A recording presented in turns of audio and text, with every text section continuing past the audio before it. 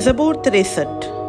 اے خدا تو میرا خدا ہے، میں دل سے تیرا طالب ہوں گا۔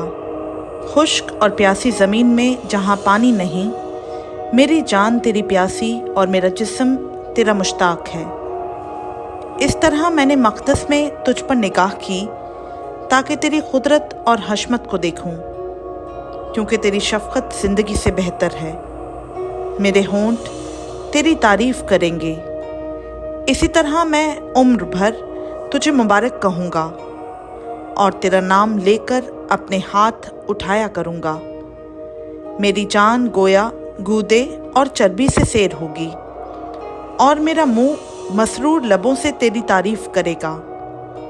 جب میں بستر پر تجھے یاد کروں گا اور رات کے ایک ایک پہر میں تجھ پر دھیان کروں گا، اس لیے کہ تو میرا مددگار رہا ہے، اور میں تیرے پروں کے سایہ میں خوشی مناؤں گا۔ میری جان کو تیری ہی دھن ہے، تیرا دہنا ہاتھ مجھے سنبھالتا ہے۔